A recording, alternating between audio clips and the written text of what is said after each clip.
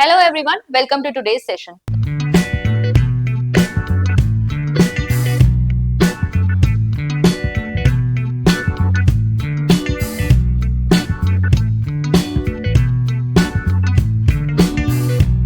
तो आज है हमारी क्लास 8 जिसमें हम पढ़ेंगे लर्निंग पार्ट 2। तो यहाँ पर हम आपकी LT 2026 की तैयारी कर रहे हैं। तो LT का जो भी नया नोटिफिकेशन आएगा, जो भी नई वैकेंसी आएगी, उसके लिए ये प्रिपरेशन चल रही है according to your new syllabus, जिसमें से हमारी 7 क्लासेस ऑलरेडी हो चुकी हैं। ग्रोथ एंड डेवलपमेंट हम खत्म कर चुके हैं और हमने लर्निंग वाला पोर्शन शुरू कर दिया है। ठीक है, यूनिट 2 चल रहा है हमारा एकेडमिक एप्टीट्यूड का। तो इसमें जो आपका लर्निंग है, अगर आपने इसका पार्ट 1 नहीं देखा है तो एक बार देख लेना। उसमें हमने लर्निंग को समझा है, उसकी कैरेक्टरिस्टिक्स को समझा है। आज हम करेंगे कौन कौन से फैक्टर्स हैं जो इसे प्रभावित करते हैं, और कुछ लर्निंग कर्व्स को भी हम समझेंगे। चलो स्टार्ट करते हैं। सबसे पहले फैक्टर्स अफेक्टिंग लर्निंग, यानी अधिगम को प्रभावित करने वाले कारक। देखो, इनको अगर हम कैटेगराइज करें तो लर्निंग को प्रभावित करने वाले कारक आपके किस किस से रिलेटेड हो सकते हैं। स्टूडेंट से रिलेटेड हो सकते हैं क्योंकि स्टूडेंट की लर्निंग हो रही है। टीचर से रिलेटेड हो सकते हैं क्योंकि टीचर जो है लर्निंग करवा रही है। इसके अलावा जिस एनवायरमेंट में स्टूडेंट है, जहां पर वो पढ़ाई कर रहा है, वो भी उसको प्रभावित करता है। कुछ जो सोसाइटी है वो भी उसको प्रभावित करती है। तो अगर हम कैटेगराइज करते हुए चले तो यहाँ हमारी कैटेगरी सबसे पहले क्या निकल के आती है, लर्नर रिलेटेड फैक्टर्स, यानी अधिगमकर्ता या स्टूडेंट से रिलेटेड कौन कौन से कारक हैं जो उसकी लर्निंग को प्रभावित करते हैं। अब इसमें स्टूडेंट की खुद की इंटेलिजेंस हो सकती है, उसकी जो बौद्धिक क्षमता है वो कितनी है चीजों को, कॉन्सेप्ट को समझने की। कुछ बच्चे इंटेलिजेंट होते हैं, वो फटाफट कॉन्सेप्ट को कैच कर लेते हैं। कुछ बच्चे एवरेज बुद्धि के होते हैं, कुछ लो आपके इंटेलेक्चुअल एबिलिटी के होते हैं, उनको आपको थोड़ा ज्यादा एग्जांपल्स देके थोड़ा और डिस्क्राइब करके समझाना पड़ता है। ठीक है, मोटिवेशन, बच्चा खुद से कितना अभिप्रेरित है चीज को सीखने के लिए, ये मोटिवेशन का लेवल बहुत ज्यादा प्रभाव डालता है लर्निंग के ऊपर। अगर बच्चा सीखने के लिए तैयार नहीं है तो आप उसको कुछ भी नहीं सिखा सकते। इसीलिए हम कहते हैं क्लास में चैप्टर या फिर कोई भी टॉपिक को स्टार्ट करने से पहले आपको बच्चे को क्यूरियोसिटी जो है उसके अंदर जगानी पड़ेगी। बच्चे को क्यूरियस बनाना पड़ेगा कि आज जो हम पढ़ने जा रहे हैं उसमें बच्चे को क्या सीखने को मिलेगा। इसी से बच्चा जो है वो मोटिवेट होता है। फिर बच्चे की फिजिकल और मेंटल हेल्थ बहुत ज्यादा प्रभावित करती है उसकी लर्निंग को। अगर बच्चा शारीरिक रूप से स्वस्थ नहीं है, बीमार है, तो उसका ध्यान पढ़ाई में लगेगा ही नहीं। ठीक है, तो यहाँ पर लर्निंग के ऊपर बच्चे की फिजिकल हेल्थ तो डालेगी ही डालेगी इफेक्ट, साथ ही साथ मेंटल हेल्थ। अगर मान लीजिए घर में बहुत झगड़े होते हैं या घर का माहौल अच्छा नहीं है, जिसका प्रभाव बच्चे की मानसिक स्वास्थ्य पर पड़ रहा है, तो बच्चा वहां ध्यान नहीं लगाएगा, लर्निंग पर ध्यान नहीं लगा पाएगा। इस केस में भी हमारे लिए प्रॉब्लम क्रिएट होगी। नेक्स्ट है आपका इंटरेस्ट, बच्चे की रुचि किस में है। बच्चे जिस सब्जेक्ट में ज्यादा इंटरेस्ट होते हैं उसमें फिर बच्चे ज्यादा अच्छे मार्क्स लेकर आते हैं। अगर कोई सब्जेक्ट ऐसा है जिसमें बच्चों को रुचि नहीं होती है तो बच्चे उस पर कम मार्क्स लेकर आते हैं। तो इंटरेस्ट पे भी बहुत कुछ डिपेंड करता है। इसके अलावा बच्चे की प्रायर नॉलेज कितनी है, प्रीवियसली बच्चा उस टॉपिक के बारे में, सब्जेक्ट के बारे में कितनी नॉलेज रखता है, वो भी आपका क्या बनता है, आधार बनता है कि बच्चे की आगे लर्निंग होगी या नहीं। ठीक है, तो लर्नर से रिलेटेड काफी सारे फैक्टर्स हैं जो उसको प्रभावित करते हैं। सेकेंड आता है टीचर रिलेटेड फैक्टर्स, यानी कि शिक्षक से संबंधित कारक। अब शिक्षक से संबंधित कारक सबसे पहले तो इसमें आता है सब्जेक्ट नॉलेज। सब्जेक्ट नॉलेज यानी यहाँ पर विषय के ऊपर टीचर की कितनी पकड़ है, टीचर वो अपने सब्जेक्ट को कितने अच्छे तरीके से जानती हैं, कितनी अच्छी नॉलेज अपने विषय की रखती हैं, इस पर बहुत ज्यादा डिपेंड करेगा। देन यहाँ पर कम्युनिकेशन, मतलब यहाँ पर साथ ही साथ कम्युनिकेशन यानी कि बच्चे को या फिर अपनी क्लासरूम में सारी जो चीजें हैं, जो नॉलेज है, हो सकता है टीचर को बहुत नॉलेज हो लेकिन वो डिलीवर करनी आनी चाहिए। तो एक कम्युनिकेशन जो है टीचर और स्टूडेंट के बीच में अच्छा होना चाहिए। इसके अलावा हमारे आ जाएंगे टीचिंग स्किल्स। ठीक है, टीचिंग स्किल्स भी जो है वो एक टीचर के अच्छे होने चाहिए। शिक्षक के जो कौशल हैं बच्चों को पढ़ाने के लिए वो बहुत इंपॉर्टेंट है। यहाँ पर बहुत सारे टीचर्स ऐसे होते हैं जिनकी एबिलिटीज तो काफी हाई है, बहुत अच्छी सब्जेक्ट नॉलेज है, लेकिन वो कंटेंट अच्छे से डिलीवर नहीं कर पाते क्योंकि उनके अंदर टीचिंग स्किल्स नहीं है। तो यहाँ पर टीचिंग स्किल्स या शिक्षा कौशल बहुत ज्यादा इंपॉर्टेंट है। टीचर का एटीट्यूड इंपॉर्टेंट है, बच्चों को लेकर, क्लास को लेकर, बच्चों को सिखाने को लेकर किस प्रकार का टीचर का दृष्टिकोण है। फिर मेथड, कौन कौन सी शिक्षण विधियां जो है टीचर प्रयोग करते हैं। अगर आप एक सूटेबल सब्जेक्ट के लिए एक सूटेबल टीचिंग मेथड यूज नहीं करोगे तो वहां पर भी कंटेंट उस तरीके से बच्चों तक नहीं पहुंच पाएगा जैसे पहुंचना चाहिए। अगर आप साइंस को सिर्फ थ्योरेटिकली एक्सप्लेन करने में लगे हुए हो तो उतनी अच्छी तरीके से आप नहीं समझा पाओगे जितना कि एक ऐसी क्लास जहां पर टीचर हर चीज जो है एक्सपेरिमेंटली बच्चों को समझा रहा है। ठीक है, साइंस एक एक्सपेरिमेंट बेस्ड सब्जेक्ट है, वहां पर आप एक्टिविटीज करवाएंगे, एक्सपेरिमेंट्स करवाएंगे, तब बच्चों को ज्यादा समझ में आएगा। इसके अलावा टीचिंग एड्स कितने ज्यादा यूज कर रहे हैं, ये सारी चीजें जो है टीचर से रिलेटेड फैक्टर्स हैं। फिर एनवायरमेंट से रिलेटेड फैक्टर्स होते हैं। अब क्लासरूम एनवायरमेंट भी हो सकता है, स्कूल एनवायरमेंट भी हो सकता है, तो ये हम सब पूरा मान के चलेंगे। तो क्लासरूम का जो क्लाइमेट है, कक्षा में वातावरण किस प्रकार का है, कंड्यूसिव एनवायरमेंट होना चाहिए जिसमें बच्चे का पढ़ने में मन लगे।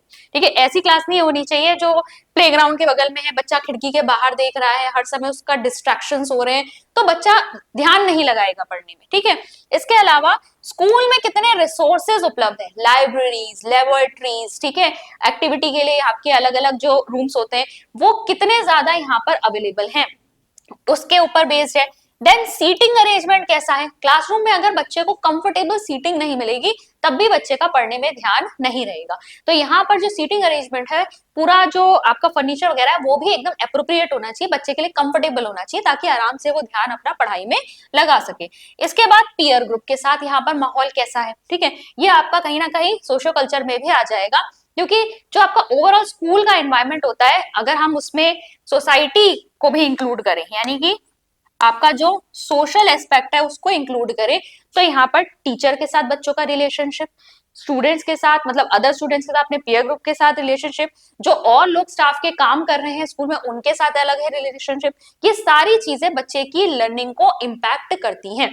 क्योंकि अगर बच्चे को एनवायरमेंट अच्छा नहीं मिलेगा, बच्चे को होमली जैसा नहीं लग रहा है, मतलब यहाँ पर जो स्कूल में बच्चा आ रहा है तो बच्चा जो है डरा हुआ है या फिर उसकी बनती नहीं है बहुत सारे लोगों के साथ, तो इस केस में वो डिस्टर्ब ज्यादा रहता है और लर्निंग पर फोकस कम कर पाता है। ठीक है, तो यहाँ सोशियो कल्चरल में अगर हम आएंगे तो फैमिली का सपोर्ट, बच्चे का लैंग्वेज बैकग्राउंड कैसा है, ठीक है, वो किस कल्चर से आता है, ये भी कहीं ना कहीं बच्चे की लर्निंग को इम्पैक्ट करता है। इसके बाद nature of learning, nature of learning मतलब जो आप बच्चे को सिखा रहे हो वो किस प्रकार की चीजें, लर्निंग इंसिडेंटल है या वेल प्लान। इंसिडेंटल मतलब आकस्मिक, अचानक कोई चीज आ गई आपने इसको सिखाई है, या फिर स्कूलों में वैसे वेल प्लान ही होती है, आपका पूरा सिलेबस, पूरा करिकुलम पूरा अच्छे से वेल डिजाइंड होता है, कितने पीरियड लगने हैं, कितना बच्चों को पढ़ाना है, यूनिट 1 में क्या टॉपिक्स आएंगे, यूनिट 2 में क्या टॉपिक्स आएंगे, सारी चीजें बहुत वेल प्लान होती है। ठीक है, फिर फॉर्मल इनफॉर्मल, फॉर्मल यानी कि जब व्यवस्थित तरीके से एक सेट पैटर्न में आपको चीजें सिखाई जाती है, जैसे मैंने स्कूल का एग्जांपल लिया, और दूसरा इनफॉर्मल, आप घर पे किसी से कुछ भी सीख रहे हैं, आप साइकिल चलाना सीख रहे हैं, खाना बनाना सीख रहे हैं, ये सब क्या आ जाएगी, इनफॉर्मल लर्निंग में आ जाएगी। तो नेचर ऑफ लर्निंग क्या है वो भी प्रभावित करेगा लर्निंग को। तो ये सब हमने इंग्लिश में देखा, एक बार आप हिंदी में भी देख सकते हैं।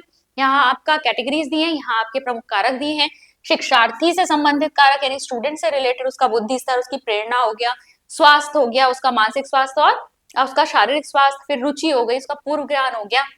फिर शिक्षक संबंधी कारक में क्या आ जाएगा, शिक्षक का विषय ज्ञान, उसके शिक्षण कौशल, शिक्षण विधियां, शिक्षक का व्यवहार, संचार कौशल। पर्यावरणीय कारक में क्या क्या आ जाएगा, कक्षा का वातावरण कैसा है, शिक्षा संसाधन जो रिसोर्सेज हैं वो कितने अवेलेबल हैं, बैठने की व्यवस्था, सहपाठी समूह। इसके अलावा सामाजिक सांस्कृतिक कारक में आपका आ जाएगा परिवार से कितना उसको सपोर्ट मिल रहा है बच्चे को, सामाजिक आर्थिक स्थिति कैसी है बच्चे की, ठीक है, भाषा पृष्ठभूमि, सांस्कृतिक मूल्य कैसे हैं, और सीखने के अनुभव। ठीक है, यानी नेचर ऑफ लर्निंग यहाँ पर किस तरीके के मिल रहे हैं, औपचारिक है, अनौपचारिक है, आकस्मिक है, अच्छी तरह से सुनियोजित है, तो ये सारी चीजें प्रभावित करती हैं लर्निंग को। अब हम बढ़ते हैं अपने नए टॉपिक के ऊपर जो है आपका लर्निंग कर्व्स। यहाँ हम जब लर्निंग को समझ रहे हैं तो हमें लर्निंग के ओवरऑल प्रोसेस को यहाँ पर हम ग्राफिकली जब रिप्रेजेंट करते हैं तो उसको हम कहते हैं अधिगम वक्र या लर्निंग कर्व। और इसकी पहली साइंटिफिक स्टडी जो है वो किसने की थी, हरमन एबिंगहॉस ने की थी। ठीक है, हरमन एबिंगहॉस ने की थी आपकी 1869 में, और जो फॉरगेटिंग कर्व्स हैं यानी भूलने के वक्र वो भी इन्हीं के द्वारा दिए गए।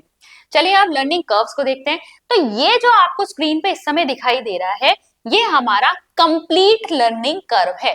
मतलब एक ओवर द पीरियड अगर हम एक स्टूडेंट की प्रोग्रेस को कि उसने कितना सीखा है हम उसको ग्राफिकली रिप्रेजेंट करें तो हमें कुछ इस शेप का कर्व यहाँ पर देखने को मिलता है। कैसा है ये एस शेप है, ध्यान से देखो कैसा है, एस शेप कर्व है ऐसे। ठीक है। अब ये जो एस शेप कर्व है, इसीलिए इसका नाम क्या दिया जाता है, अगर आपसे कोई पूछ ले कि कंप्लीट लर्निंग कर्व कैसा दिखाई देता है, तो एस शेप कर्व दिखाई देता है, या फिर इसको सिग्मोइड कर्व कहते हैं। ठीक है, क्या कहते हैं, सिग्मोइड कर्व कहते हैं। ये चीज ध्यान में रखनी है, कंप्लीट लर्निंग कर्व ऐसा दिखता है। अब देखो यहाँ पर क्या क्या लिया हुआ है, नंबर ऑफ ट्रायल्स इस तरफ लिए हुए हैं, कितने अटेम्प्ट किए जा रहे हैं, अधिगम प्रयासों की संख्या, और यहाँ पर लिया जा रहा है परफॉर्मेंस। ठीक है, यानी कि यहाँ पर निष्पादन, यानी किस तरह का परफॉर्मेंस हमें देखने को मिल रहा है। तो देखो स्टार्टिंग में क्या होता है, आपने कोई काम स्टार्ट किया, ठीक है, तो स्लो बिगनिंग हुई। क्यों हुई स्लो बिगनिंग, क्योंकि अभी आप उस काम को, वो काम नया नया है, अभी आप बस सीख रहे हो कि अच्छा इसमें क्या क्या चीजें हैं, तो आप इसके तत्वों को अभी एनालाइज कर रहे हो, समझने की कोशिश कर रहे हो। तो यहाँ पे स्लो बिगनिंग हुई। स्लो बिगनिंग के बाद अब आपको ये काम जो है समझ में आ गया। ठीक है, तो अब आपको काम अगर समझ में आ गया तो आपकी प्रैक्टिस हो गई है। अब आप इसमें स्टीप एक्सेलरेशन देखोगे, यानी अचानक से बहुत तेजी आएगी आपकी प्रगति में, और इसके बाद धीरे धीरे ये प्रगति स्लो डाउन होगी और एक ऐसे पोजीशन पे पहुंच जाएगी जहां पर फर्दर आपको कोई भी ग्रोथ दिखाई नहीं दे रही है, यानी अब कोई सुधार आपको अपने कार्य में होता हुआ नहीं दिख रहा। ये कंडीशन होती है प्लेट्यू। क्या कंडीशन है, प्लेट्यू, या मास्टरी इसे लिखा है, लेकिन ये प्लेट्यू भी है। मास्टरी मतलब अब आप उस काम को सब कुछ तरीके से सीख चुके हो और अब आपके लिए कुछ नया इसमें सीखने के लिए बचा नहीं है, तो इसे प्लेट्यू कहते हैं। प्लेट्यू यानी पठार, हिंदी में क्या हो जाएगा ये, लर्निंग प्लेट्यू यानी कि पठार। ठीक है, अब इसीलिए एस शेप है। पहले क्या है, अधिगम में ठहराव, फिर आती है हाइपर ग्रोथ, और उसके बाद आती है मास्टरी। तो ये है आपका कंप्लीट लर्निंग कर्व। अब देखेंगे हम, जो आपके लर्निंग कर्व्स हैं वो डिफरेंट डिफरेंट टाइप्स के होते हैं।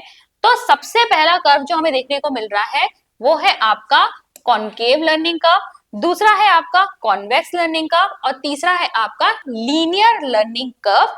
और ये तीन के अलावा चौथा हमने कौन सा देखा, एस शेप कर्व, यानी जो कंप्लीट लर्निंग को आपका बता रहा है। ठीक है, अब इसको देखते हैं।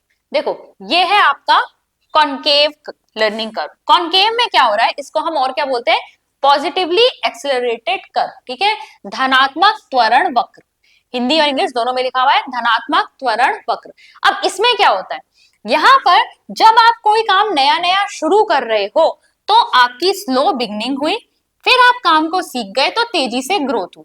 This is your concave learning curve. ठीक है वही चीजें वही रहेंगी। इस तरफ हमने अधिगम प्रयास लिखे हुए, इस तरफ हमने परफॉर्मेंस लिखा हुआ है। और हुआ क्या है, कोई काम जब आपने नया नया सीखा, शुरू किया, तो अभी आप उस काम को समझ रहे हो तो स्लो बिगनिंग हुई है, इसके बाद जब आपको काम समझ में आ गया तो तेजी से ग्रोथ हो गई। तो ये क्या है आपका कॉनकेव कर्व है। ठीक है, पॉजिटिवली एक्सेलरेटेड कर्व। दूसरा है आपका कॉन्वेक्स कर्व, जिसे हम कहते हैं negatively accelerated curve. Negatively accelerated curve या हिंदी में कहते हैं ऋणात्मक त्वरण वक्र। ये कब आएगा आपका, मान लीजिए आपको कोई काम दिया गया था, अब उस काम को पहले से ही आप थोड़ा बहुत जानते थे, आपको करना आता था वो काम, तो आपने क्या किया, शुरुआत में तो तेजी पकड़ी, तेजी से आपकी ग्रोथ हुई। ठीक है, लेकिन इसके बाद अब वो काम टफ होने लगा है, बहुत कॉम्प्लेक्स हो गया, जटिल हो गया, तो अब वो आपकी ग्रोथ में स्लो आ गए, आप स्लो हो गए और अब ये रुक रहा है या धीरे हो रहा है। ठीक है, तो यहां पर क्या था, नया काम शुरू कर रहे थे, समझ रहे थे पहले, जब सीखे तब तेजी से ग्रोथ हुई। यहाँ कोई काम पहले से आप थोड़ा बहुत जानते थे, हल्का फुल्का आपको आइडिया था पहले से कि ये स्टेप्स होते हैं इसके, तो शुरू के कुछ स्टेप्स में तो आपने तेजी पकड़ी, बाद में जब कॉम्प्लेक्स हो गया, टफ हो गया काम, तो आप स्लो हो गए। तो ये आपका कॉन्वेक्स कर्व हो गया, जिसे हम नेगेटिवली एक्सेलरेटेड कर्व कहते हैं। तीसरा आपका होता है लीनियर कर्व। ठीक है, अब जो लीनियर कर्व है आपका, जिसे हम क्या कहते हैं, समान निष्पादन या सरल रेखीय वक्र। ठीक है, अब इसमें दिखा रहे हैं कि जैसे जैसे प्रयासों की संख्या बढ़ रही है वैसे वैसे प्रोग्रेस भी हो रही है, जितने प्रयास उतनी प्रोग्रेस। ऐसा हमें रियलिटी में देखने को नहीं मिलता, ये बस आपको बताया गया है कि एक ऐसा कर्व भी हो सकता है, लेकिन प्रैक्टिकली ये पॉसिबल नहीं है। ठीक है, तो यही कर्व जो है यहाँ पर एक साथ दिए गए हैं, कॉनकेव कर्व जिसे पॉजिटिव एक्सेलरेशन कहते हैं, नेगेटिव वाला, ठीक है, जिसमें आपका कॉन्वेक्स कर्व आ गया, और तीसरा आपका लीनियर कर्व हो गया। ठीक है, इसके बाद जो हमने दो टॉपिक और देखने हैं वो है लर्निंग प्लेट्यू और लर्निंग गैप। लर्निंग प्लेट्यू क्या है, जो हमने अभी एस शेप कर्व में भी देखा था, जब आप बिल्कुल हाई पॉइंट पे पहुंच जाते हो, मास्टरी हो जाती है, अब आपको लगता है इस काम में कुछ नया सीखने के लिए नहीं बचा है, तो आ जाता है प्लेट्यू। प्लेट्यू वो स्थिति है जब कोई न्यू लर्निंग नहीं हो रही। ठीक है, period where no improvement in performance is made, आपको लग रहा है अब इसमें कुछ नया सीखने के लिए नहीं बचा, तो आपकी लर्निंग रुक सी गई है। This is your learning plateau सीखने के पठार, ठीक है। और लर्निंग गैप क्या है? मान लीजिए आप एक एकेडमिक ईयर में बच्चे को 10 चीजें सिखाना चाहते थे, लेकिन अंत में आपने देखा एकेडमिक ईयर के बच्चा सिर्फ 6 ही चीजें सीख पाया। तो ये जो डिफरेंस है, जो आप सिखाना चाहते थे और बच्चा एक्चुअल में कितना सीख पाया, ये डिफरेंस ही क्या कहलाता है? लर्निंग गैप, ठीक है। आप सिखाना चाहते थे ज्यादा चीजें, बच्चा कम चीजें सीख पाया है, तो ये लर्निंग गैप होता है। इसको देखना बहुत ज्यादा जरूरी है, इसको चेक करना टाइमली बहुत ज्यादा जरूरी है, क्योंकि एक क्लास से दूसरी क्लास में जब बच्चा बढ़ता चला जाता है, अगर ये लर्निंग गैप कम ना किया जाए तो ये बढ़ता ही जाएगा और अल्टीमेटली बच्चे की मतलब गाड़ी छूट जाती है और बच्चा फिर आगे कॉन्सेप्ट समझ नहीं पाता, ठीक है। तो ये चीज आपको ध्यान में रखनी है। तो ये था हमारा फैक्टर्स कौन कौन से अफेक्ट करते हैं लर्निंग को, लर्निंग कर्व्स कौन से होते हैं, कितने प्रकार के होते हैं, और लर्निंग गैप और लर्निंग प्लेट्यू का कॉन्सेप्ट। अब कुछ एमसीक्यू देख लेते हैं इसकी बेसिस पर कैसे बनते हैं। जैसे निम्नलिखित में से कौन सा कारक अधिगम को प्रभावित करता है? भूख, प्रेरणा, केवल अनुवांशिकता, केवल पढ़ाई की अवधि। तो देखिए यहाँ पर सबसे ज्यादा जो प्रभावित करता है आपके लर्निंग को वो है प्रेरणा। अभी प्रेरणा को हम कभी भी लर्निंग से अलग नहीं कर सकते। अगर बच्चा सीखने के लिए तैयार ही नहीं है तो बच्चा नहीं सीख सकता। नेक्स्ट है आपका a learning curve typically shows that the rate of learning is, ठीक है। लर्निंग कर्व क्या दिखाता है? एक सीखने का वक्र आमतौर पर दिखाता है कि सीखने की दर है स्थिर, रैखिक रूप से बढ़ रही है, शुरू में तेज फिर धीमी हो जाती है, हमेशा घटती रहती है। तो यहाँ पर आपका fast initially then slows down, ठीक है, क्योंकि कांस्टेंट नहीं होता, इंक्रीजिंग लीनियर इंक्रीज नहीं होता, ऑलवेज डिक्रीजिंग भी नहीं होता, लेकिन ऐसा हमें देखने को मिलता है कि एकदम तेजी से बढ़े और उसके बाद स्लो डाउन हो जाए, ऐसा हो सकता है। तो सी वाला ऑप्शन है। नेक्स्ट है what is meant by a learning gap, ठीक है। तो लर्निंग गैप का मतलब क्या है? When a learner learns too fast, difference between desired performance and actual performance, when a learner forgets everything, when learning stops forever। तो यहाँ पर learning gap का मतलब क्या होता है? जो desired performance थी, जो आप चाहते थे बच्चे को सिखाना, और जो actual performance है उसके बीच का difference। What does a plateau in learning mean? plateau का मतलब क्या है? सीखने में स्थिरता का क्या अर्थ है? स्थिरता या फिर पठार कह सकते हैं, ठीक है, पठार। तो क्या अर्थ है इसका? क्षमता में वृद्धि, प्रदर्शन में गिरावट, प्रदर्शन में कोई उल्लेखनीय वृद्धि ना होने की अवधि, सीखने में अचानक गिरावट। तो सी है ऑप्शन इसका, प्रदर्शन में कोई उल्लेखनीय वृद्धि ना होने की अवधि। और लास्ट क्वेश्चन देखेंगे, which of the following pairs is correctly match? निम्नलिखित में से कौन सा युग्म सही सुमेलित है? Plateau, rapid improvement, transfer influence of prior learning और new learning, motivation, no role in learning, या फिर learning curve always straight line. तो देखो लर्निंग का हमेशा स्ट्रेट लाइन तो नहीं होता, मोटिवेशन का रोल होता है, यहाँ पे नो रोल लिखा हुआ है, और प्लेट्यू रैपिड इंप्रूवमेंट नहीं है, रुकना होता है लर्निंग के बाद में। तो आपका सही आंसर क्या होगा? Transfer influence of prior learning और न्यू लर्निंग, ठीक है। तो ये थे आपके कुछ एमसीक्यूज। आज हमने आपके learning gap, learning plateau, learning curve और फैक्टर्स क्या क्या लर्निंग को प्रभावित करते हैं, हमने उनको चेक किया। तो आई होप आपको ये क्लासेस अच्छी लग रही होंगी। अगर आप भी हमारे साथ यहाँ पर एलटी की तैयारी कर रहे हैं तो अपना फीडबैक हमें अपने कमेंट के माध्यम से जरूर दीजिएगा, हमारी वीडियोस को लाइक कीजिएगा, चैनल को अभी तक सब्सक्राइब नहीं किया तो सब्सक्राइब जरूर कर लीजिएगा। और स्ट्रक्चर्ड वे में अगर आप एलटी की तैयारी हमारे साथ करना चाहते हैं, डिटेल क्लासेस चाहते हैं, एमसीक्यू प्रैक्टिस लगातार चाहते हैं, तो आप हमारे बैच में भी एनरोल हो सकते हैं। हमारा बैच जो है हमारी अचीवर्स ऐप पर चल रहा है। हमारी अचीवर्स ऐप को डाउनलोड करने का लिंक आपको नीचे डिस्क्रिप्शन बॉक्स में मिल जाएगा, वहां से आप लिंक पर क्लिक करके आप इस कोर्स की डिटेल्स को चेक कर सकते हैं। वहां डेमो वीडियोस और पीडीएफ्स भी अवेलेबल है। मैं मिलती हूँ आपसे नेक्स्ट लेक्चर में। Thank you.